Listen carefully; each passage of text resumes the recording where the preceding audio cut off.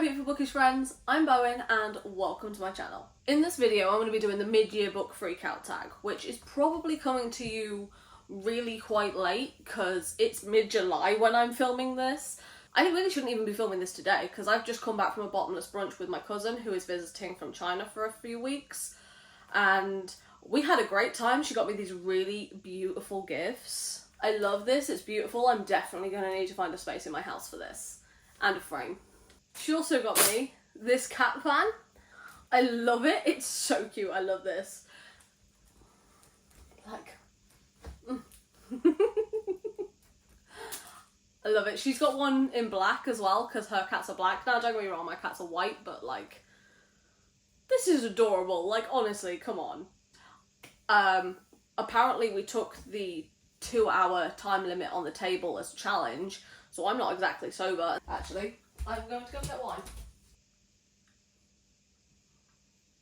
And so I'm not exactly sober filming this. I'm not like totally gone, but I am definitely not fit to like operate heavy machinery kind of situation. I'm definitely not sober.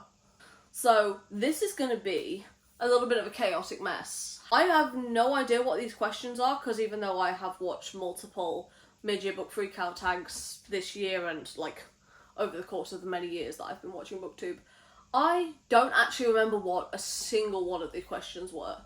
And most of my answers are probably going to be like in the moment answers. Like if you ask me on any other different day, I'm probably going to have different answers for you. So for right now, in this moment, let's get into the questions and the answers to the mid-year book freakout tag. For all of these questions, I'm only going to be counting the first 6 months of the year, so January through June, and I'm going to try and stick to one author, one series, and I'm not going to count any of my rereads for this. The first question is your best book of the year so far. Since I'm not counting rereads in this, the best book I read this year has to be Sword Heart by T. Kingfisher. I adore this book. It was so good and sharp and witty and funny. I listened to this audiobook in one day and I have never wanted to reread a book so fucking quickly as I wanted to reread this one. I still might reread this year, but I feel like that might be a little excessive. Like the same book twice in 1 year because I have a lot on my TBR, but like, know that I want to, and I want to like buy a physical copy and tab the shit out of it because I loved this book. It was my first ever T. Kingfisher book, and now I must have more. I need more T. Kingfisher in my life. If anyone has any recommendations that are like Sword Heart, that have that same sense of humour and fun running through it, then please leave them in my comments down below because I loved this book so much. It was free on my Audible account, and how, I will never know. The next question is the best sequel you've read this year. For this, I'm only counting a sequel is if it follows the same storyline and the same couple, specifically if it's a romance. So if it's a companion sequel, then I'm not counting it because it follows a different couple and it follows like their storyline as opposed to like the original plot. Like, you get it. So for this one, I'm going to count The Endless War by Danielle L. Jensen. This is actually another one that was free on Audible. Again, Audible are absolutely popping off at the minute with their books that are included in their subscription. This is book 4 in the Bridge Kingdom series. So book 1 and 2 follow one couple, book 3 and 4 follow a different couple, and then book 4 and 5 will follow a third couple. So this is a continuation of book 3. And it was so good. I was absolutely hooked the entire time. This one is a little bit more political than the first ones in the series. The first one's more focused on the relationships, and this one more follows on the politics side of it. But I was 100% hooked this entire time. I cannot wait for books 5 and 6 to come out. I am ready. I am ready for those books. It is so good. I love this series. I do need a physical copy though. Question 3 is a new release that you haven't gotten to yet, but you really want to. I have loads of books that I want to get to. And I think a lot of them are backlist. Oh! Fucking dumbass! Dumbass! Obviously, the answer to this question has to be Fourth Wing by Rebecca Yarros. Every single person on the bookish type of internet has been ranting, raving, screaming, crying, throwing up about this book. And I have to know. I must know all of its secrets. The only thing that scares me is the fact that it's meant to have a bit of a cliffhanger and the sequel doesn't come out until November. My impatient ass might not be able to wait until then. So I have to know what's going on. It sounds so good and I need to get to this. I need it in my life. Question 4 is a book you're anticipating most for the second half of this year. There are a couple of sequels that I could pick for this question, but I think the one I'm going to go with is The Assistant to the Villain by Hannah Nicole Mira. I'm not 100% sure if I pronounced her last name correctly, and for that I'm really sorry. But The Assistant to the Villain series on TikTok, I love. I've followed it for pretty much since the beginning, and she's written a book based on that TikTok series that she does, and I'm so excited for it. The only downside for me personally is I want this book in hardback. I don't like reading fantasy books on paperback or necessarily on my Kindle. I want the hardback edition of it, but I don't think they're doing one.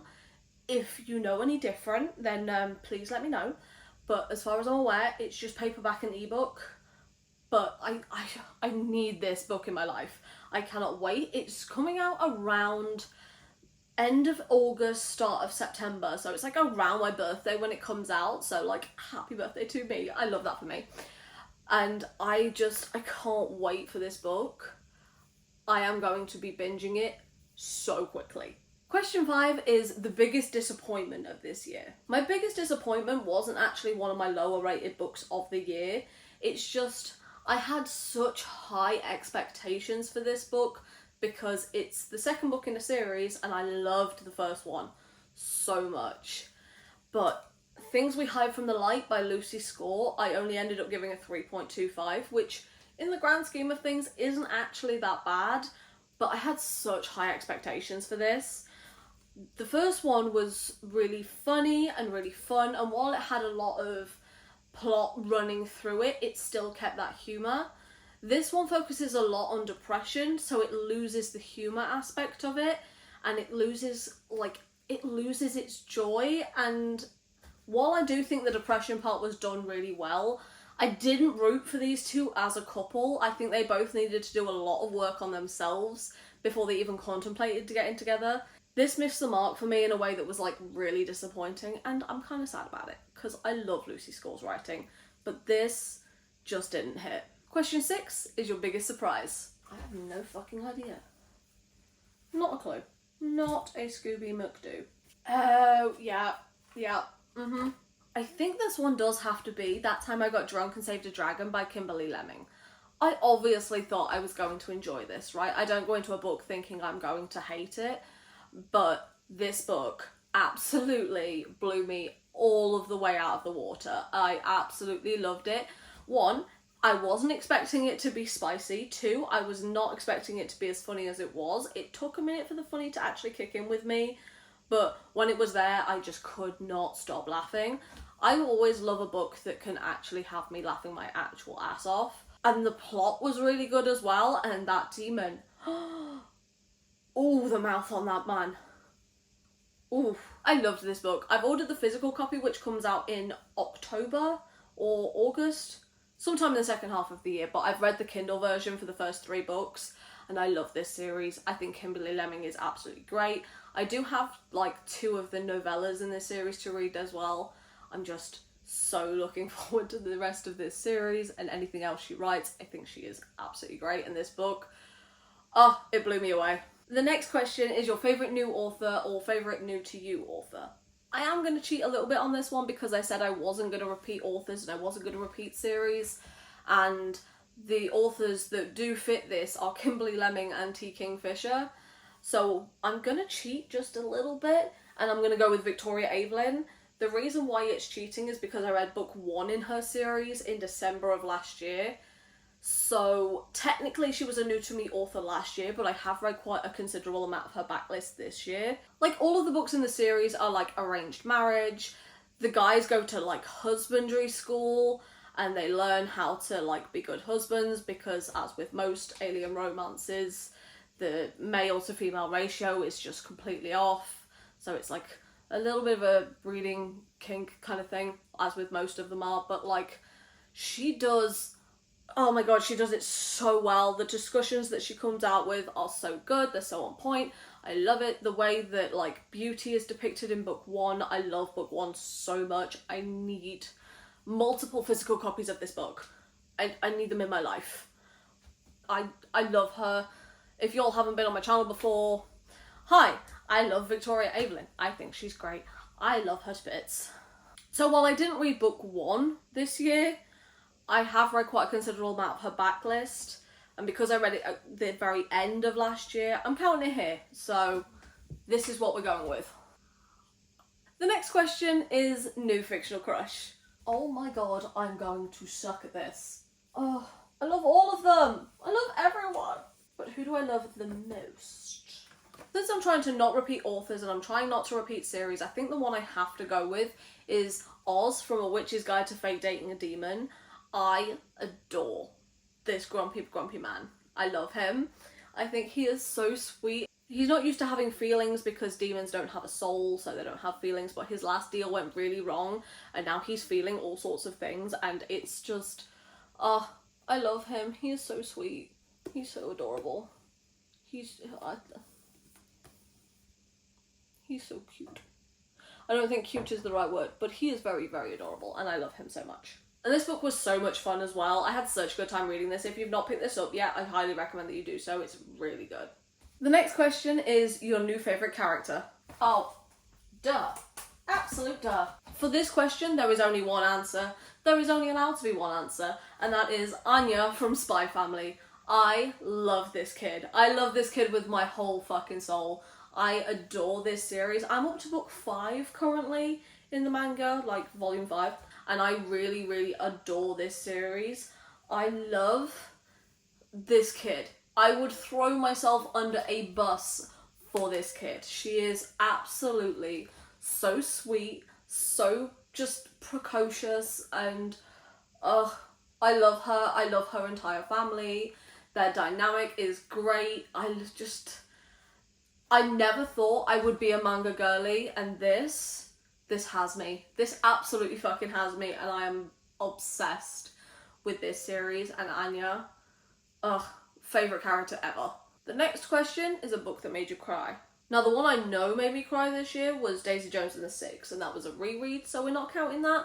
But if you wanna, I don't know, see me cry for whatever reason, I will link that vlog down in the description below as well. I think Daisy Jones might be the only one that's actually made me sob, but I think the one I came closest to out of the rest of them was probably The Hunter by Kerrigan Byrne. This guy's backstory had me in my feelings. It had me all of the way in my feelings. This guy is apparently like the villain because he's like an assassin, he's murder for hire, but his backstory, just absolutely kind of destroyed me a little bit. But this is so good. I really enjoyed this. Broke my fucking heart. It broke my fucking heart. And I adore him. He is so sweet. I loved him. The next question is a book that made you happy. For this question, I absolutely have to go with Highly Suspicious and Unfairly Cute by Talia Hibbert. This was adorable. I loved this book. It was so sweet and cute, hence the title, and wholesome, and I loved it. Wasn't the biggest fan of Celine, but Brad, he was just such a sweetie. I loved him. He was just wholesome as heck, and I absolutely adored this book. Talia Hibbert's writing, absolutely A+. The next question is, which is the best book to movie or book to TV adaptation? This one might be cheating a little bit as well, but that's because I've only seen one book adaptation this year so far, and that's season 2 of Shadow and Bone. I only actually got halfway through this.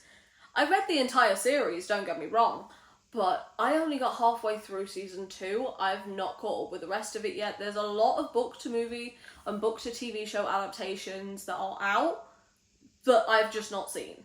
So this is the only one where I have a valid opinion. But like, while I'm not the biggest fan of Shadow and Bone, Six of Crows is one of my favourite series of all time. And I love that. I need to go back and I need to watch season 2 like from the beginning again, and I haven't actually just haven't got around to it really, but I did really love what I saw. And the final question is, what books do you still have to read by the end of this year? At the start of this year, I did do a 23 books I want to read in 2023 spread in my reading journal, and I've read 11 of those, so I'm more or less about halfway through, maybe a little bit behind, but I have 12 books left that I want to read from that list. Those books include Loveless by Alice Oseman, Icebreaker by Hannah Grace, and House of Sky and Breath by Sarah J Maas, just to name a few. But the 2 on that list that I have to, without a doubt, without an exception, must get to this year are Bunny by Mona Awad, and I have to read Punk 57 by Penelope Douglas. I had downloaded Punk 57 onto my Kindle in 2021. It was over 2 years ago that I downloaded Punk 57, and I am scared of it. I am not even ashamed to lie to you. Like, I am 100% scared of this book. I need to read it. I need to get to it. But I haven't yet. I've been putting it off. But we need to just knuckle down and read it. And that wraps up my mid-year book freak out tag. If you managed to get this far into the video, then leave a shocked or scared emoji in the comments down below. But for now, thank you so much for stopping by. It's been lovely having you here. And I hope to see you in another video coming very soon. Bye.